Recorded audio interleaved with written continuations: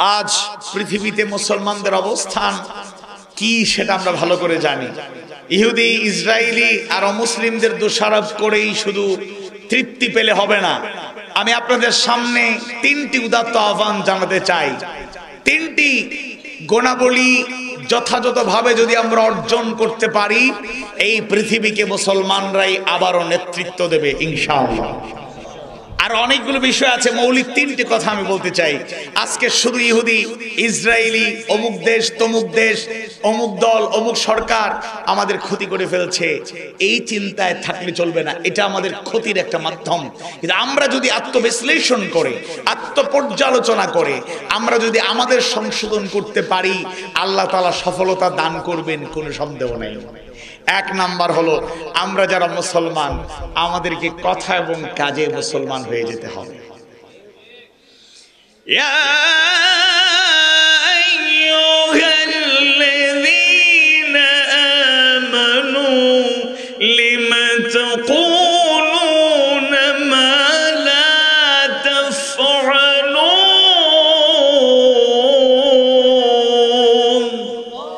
ইয়া আইয়ুহাল্লাযীনা আমানু, হে ইমানদারগণ, তোমরা যারা ঈমান এনেছো, লিমা তাকুলুন, কেন এমন কথা বলো, মা লা তাফআলুন, যা করো না। আমরা মুখে জবানে মুসলমানের পরিচয় দেওয়ার লোকের অভাব নাই। আজকে এই বাজারে হাটে আসতে এবং একটু সময় চলাফেরা করতে যেই পরিমাণ লোকারণ্য দেখতে পেলাম, সবার হৃদয়ে যদি কোরআনের প্রতি দরদ থাকতো, হাদিস সুন্নাহর প্রতি ভালোবাসা থাকতো, তাহলে এই মাদ্রাসায় তাদের ঠাঁই দেওয়ার জায়গা হতো না। বলেন ঠিক না? একটু রিয়েলাইজেশনের জন্য আমি বলছি। এই জন্য আমরা বলি বড় বড় কথা, কিন্তু কার্যত মুসলমানের বৈশিষ্ট্যগুলো আমাদের মধ্যে নেই। দুই নাম্বার হলো, জাগতিক জ্ঞানে জ্ঞানী হব, এটাও কোরআনের নির্দেশ, হাদিস সুন্নাহর নির্দেশনা, আল্লাহ তার রাসূলের শিখানো পদ্ধতি। আমরা জ্ঞানে, যোগ্যতায়, কোয়ালিটিতে গোটা দুনিয়ার একেবারে শীর্ষস্থানীয় ছিলাম, তাই আমরা নেতৃত্ব দিয়েছি। আজকে জ্ঞানে, যোগ্যতায় মুসলমানরা অনেক পিছনে। কবি আফসোস করে একটু খোঁচা দিয়ে বলেছেন, বিশ্ব যখন এগিয়ে চলেছে আমরা তখনও পিছে। বিবি তালাকের ফতোয়া খোঁজে কোরআন হাদিস চষে। টুকটাক কিছু সমস্যা সমাধানের জন্য আমরা যতটুকু মাথা ঘামাই, গোটা দুনিয়ার সকল সমস্যার সমাধানে মুসলমানদের যেভাবে চিন্তা ভাবনা করার দরকার ছিল, ভূমিকা রাখার দরকার ছিল, সেই ক্ষেত্রে আমরা যোজন যোজন দৌড়ে। সূরা জুমারের 9 নম্বর আয়াত কারিমায় আল্লাহ সুবহানাহু ওয়া তাআলা জানায় দেন, কুল হাল ইয়াস্তাউিল্লাযীনা ইয়া'লামুনা ওয়াল্লাযীনা লা ইয়া'লামুন। বলো, যারা জানে আর যারা জানে না তারা কি সমান হতে পারে? রাসূল করিম সাল্লাল্লাহু আলাইহি সাল্লাম তাই ইলম অর্জন করাটাকে ফরজ জানিয়ে দিয়েছেন। তলাবুল ইলম ফরিদাতুন আলা কুল্লি মুসলিম, প্রত্যেক মুসলমানের জন্য জ্ঞান অন্বেষণ করা ফরজ। এই যে আপনারা ওয়াজ মাহফিলে এসেছেন, আমি হয়তো ক্ষুদ্র মানুষ, আপনাদের কাছে তেমন কোনো তথ্য, দলিল, এমন কোনো কিছু দিয়ে যেতে পারবো কিনা জানি না, কিন্তু আমার আগে যারা কথা বলেছেন সবাই কোরআন হাদিস সুন্নাহর আলোকে অত্যন্ত গুরুত্বপূর্ণ, দলিল ভিত্তিক, হৃদয়গ্রাহী, চমৎকার, অসাধারণ, অতুলনীয় আলোচনা করেছেন। এগুলো যদি আমরা জানার চেষ্টা করি, এটাকে পুঁজি করে যদি পরবর্তী 364 দিনকে প্রপারলি ইউটিলাইজ করতে পারি, প্র্যাকটিসিং মুসলিম হওয়ার জন্য যেভাবে চেষ্টা থাকবে, প্রতিনিয়ত প্রতিদিন কিছু না কিছু আমি জ্ঞান অন্বেষণ করব, আহরণ করব, তাহলে আমরা আবারও মাথা উঁচু করে দাঁড়াবো। জ্ঞান, বিজ্ঞান আর ইসলামের মধ্যে, কোরআনের মধ্যে বৈপরীত্য নাই, আমরা বৈপরীত্য তৈরি করেছি। এক সময় আমাদের মুরব্বীরা, ওলামায়ে কেরামরা কেউ কেউ বলতেন ইংরেজি পড়া হারাম, বলতেন না? এখন তো সেই মার্কাজগুলোতেও, দিনী শিক্ষা প্রতিষ্ঠানে ইংরেজি শেখানো হয়। ভাষার কোনো দোষ নেই, ভাষা আল্লাহ তাআলারই দান। আমরা বাংলা ভাষায় কথা বলি কারণ এদেশে আমরা জন্ম নিয়েছি। কেউ যদি ইংল্যান্ডে, আমাদেরই এই দক্ষিণ সুরমান অনেক আছেন, কাজী পরিবার সহ কত পরিবারের লোকেরা ইংল্যান্ডে, আমেরিকায় আছেন, যারা by born British, by born American, by born Canadian, তারা আপনাকে বলতে হবে না সে তার জন্মগতভাবে ইংরেজিতে অনর্গল কথা বলে। মধ্যপ্রাচ্যে কারো জন্ম হলে সে আরবি কথা বলবে, আপনাকে আলাদা করে কোনো টিচিং শিক্ষা ব্যবস্থার প্রণয়ন করার প্রয়োজন হবে না।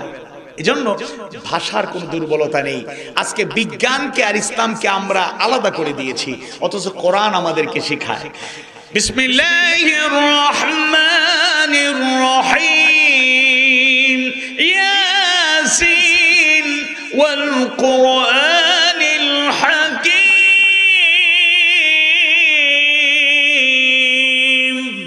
ইয়াসিন, বিজ্ঞানময় কোরআনের শপথ।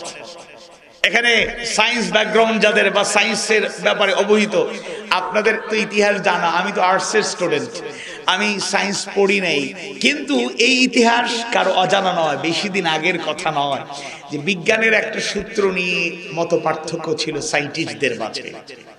গ্রহ নক্ষত্রের ঘূর্ণায়মান নিয়ে, কোনটা ঘুরে কোনটা স্থির থাকে, এগুলো নিয়ে গবেষণা রিসার্চ করতে গিয়ে এক একজন এক একটা মতামত দিতে গিয়ে, অপিনিয়ন দিতে গিয়ে একটা মত পার্থক্য তৈরি হলো।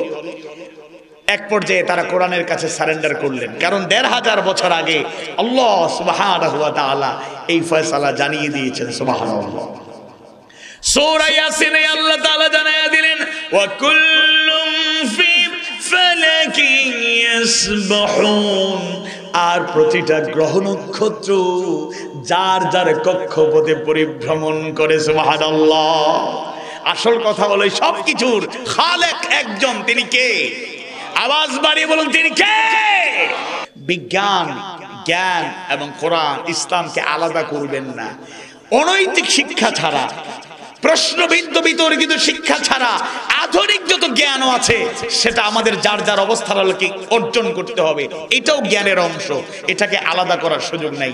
আইনস্টাইন একটা চমৎকার কথা বলেছিলেন, science without religion is lame and religion without science is blind. এই কথা ইসলামের সাথে সাংঘর্ষিক নয়, একটা আরেকটার পরিপূরক। আল্লাহ তাআলা যে আযীম কিতাব দিয়েছেন এটা বিজ্ঞানের মহাবিজ্ঞান, এখান থেকে বিজ্ঞানের অনেক আবিষ্কার হয়েছে, কিন্তু মুসলমানরা আমরা এটাকে তাবিজের কিতাব বানিয়েছি।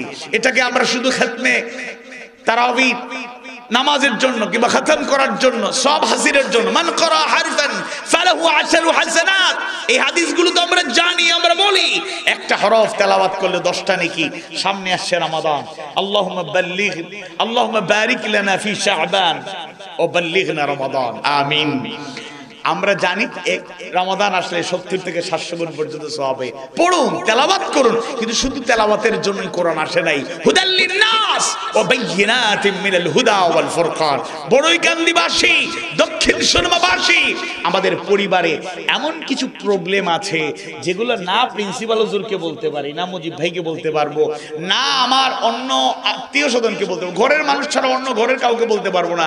এমন কিছু সমস্যা অনেক সময় নীরবে নিভৃতে আমাদেরকে বুকটাকে এফুরফুর করে, অনেকে হার্ট অ্যাটাক করে, ব্রেইন স্ট্রোক করে, নীরবে নিভৃতে লাইফ শেষ, আত্মহত্যা পর্যন্ত করতে বাধ্য হয়, ডিপ্রেশনে ভোগে। কিন্তু যদি কোরআনের কাছে আমরা আসতাম, কোরআন এটার সলিউশন, সমাধান সহজেই দিতে পারত। সুবহানাল্লাহ।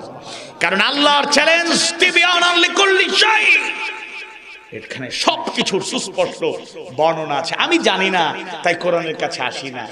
আমি কিছু কিছু সমস্যা সমাধানের জন্য চেয়ারম্যানের পিছনে দৌড়াই, কিছু কিছু সমস্যা সমাধানের জন্য উপজেলা চেয়ারম্যানের পিছনে দৌড়াই, কিছু কিছু সমস্যা সমাধানের জন্য মেম্বার অফ পার্লামেন্টের শিডিউল পাইতে পাইতে 2 বছর চলে যায়, আমি পাই না, কিন্তু পিছনে পিছনে দৌড়াই। অথচ কোরআনটাকে যদি আঁকড়ে ধরতে পারতাম, অনুধাবন করতে পারতাম, বুঝতে পারতাম, পরিবারে চর্চা করতে পারতাম, তাহলে পরিবারটা এক একটা জান্নাতের টুকরায় পরিণত হতো। সুবহানাল্লাহ।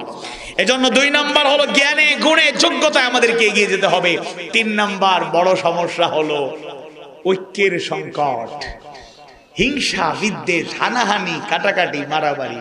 তবে এই ক্ষেত্রে একটা সত্য কথা বলি, আল হাক্কু মুরুন, সত্য তিক্ত, হকের কথাগুলো বলে যেতেই হবে। কলিল হক ওয়া ইন কানা মুররা, সত্য বলো যদিও তা তিক্ত হয়। আজকে আমি একটা সত্য বলার কারণে আপনি কষ্ট পাচ্ছেন তো, আপনার আঘাত লাগছে, আপনি ওয়েট এন্ড সি, অপেক্ষা করুন। আপনি 1 বছর পরে, 2 বছর পরে, 3 বছর পরে হলো বুঝতে পারবেন যে ওই ছোট একটা মানুষ বলছিল, আমি তো তার প্রচন্ড বিরোধিতা করেছি, তাকে ট্রল করেছি, তাকে গালি দিয়েছি, মা বাবা তুলে গালি দিয়েছি, অশ্লীল বাক্য বিনিময় করেছি, আমার তো কিছু হয় নাই, কারণ আপনি আপনার ঈমান আমল বরবাদ করছেন। কিন্তু হক কথা বলতেই হবে, হকের পক্ষে থাকতেই হবে। 3 নাম্বার যে বিষয়টি, সেটা হচ্ছে আমাদের ঐক্যবদ্ধ হয়ে যেতে হবে। ইন্নাল্লাহা ইউহিব্বুল্লাযীনা ইউকাতিলুনা ফি সাবিলিহি সাফফান কাআন্নাহুম বুনয়ানুম মারসুস। নিশ্চয় আল্লাহ ভালোবাসেন, নিশ্চয় আল্লাহ ভালোবাসেন, পছন্দ করেন ওই সব বান্দাদের যারা সীসা জ্বালা প্রাচীরের মতো ঐক্যবদ্ধভাবে আল্লাহর পথে লড়াই করে। তাই আমরা কাতার বন্দী হয়ে ঐক্যবদ্ধভাবে যেন দিনটাকে আঁকড়ে ধরতে পারি, কোরআনটাকে আঁকড়ে ধরতে পারি, হাদিস সুন্নাহটাকে আঁকড়ে ধরতে পারি। আল ইত্তিহাদ কুওয়াহ, ইউনিটি ইজ স্ট্রেংথ। গোটা দুনিয়ায় মুসলমানের সংখ্যা কম নয়, সবচেয়ে বেশি প্রবলেম ফেস করছি আমরা ইসরায়েলিদের মাধ্যমে, ইহুদিদের মাধ্যমে আমরা আক্রান্ত হচ্ছে বেশি। এই ইহুদিদের সংখ্যা আন্ডা বাচ্চা সহ 2 কোটি মাত্র। বর্তমান পৃথিবীতে ইহুদির সংখ্যা মাত্র 2 কোটি, আর মুসলমানদের সংখ্যা মোরলেস 200 কোটি। সুবহানাল্লাহ। অথচ 200 কোটি মানুষ 2 কোটির কাছে জিম্মি। শুধু 200 কোটি মানুষ না, 800 কোটি মানুষ। এই ইহুদিদের এদের কিছু পাওয়ার আছে, এদের আছে ফিনান্সিয়াল পাওয়ার, এদের আছে পলিটিক্যাল পাওয়ার, এদের আছে মিডিয়া পাওয়ার। এরা তাদের যোগ্যতা কম লোক, কিন্তু তারা এটা তাদের প্রশংসা, জাগতিকভাবে তারা পাওয়ার যোগ্যতা রাখে। এমন কিছু কোয়ালিটি তারা অর্জন করেছে গোটা দুনিয়াতে। তাদেরকে অ্যাভয়েড করে, তাদেরকে পাশ কাটিয়ে, তাদেরকে সহজেই দুর্বল করা যাবে না। তাদের মধ্যে ইউনিটি আছে, তাদের মধ্যে জ্ঞান আছে, তাদের মধ্যে তারা আদর্শহীন কাজ করে, কিন্তু আদর্শহীনতার মাঝেও তারা ঐক্যবদ্ধ থাকতে পারে। দুনিয়াকে ধ্বংস করে দেওয়ার জন্য তারা পায়, তারা করতে পারে। এজন্য আমরা যদি ঐক্যের শক্তি তৈরি করতে পারি, ইন্নামাল মুমিনুনা ইখওয়া, আল মুসলিমু আখুল মুসলিম, আল মুসলিমু কাজাসাদিন ওয়াহিদ।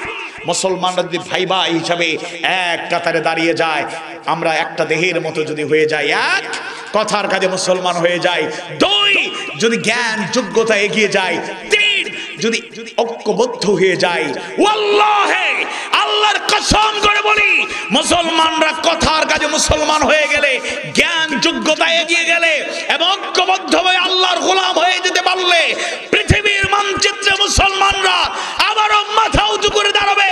যারা আমাদের শেষ করে দিতে চায়, এরা নির্যাতন করা, শহীদ করা, বিদায় করা, বন্দী করা দূরের কথা, ফুলের টোকা দিয়ে আঘাত করা, আমাদের দিকে চোখ তুলে তাকানোর দুঃসাহস পৃথিবীর কোনো শক্তির থাকতে পারে না। বলেন ঠিক কিনা?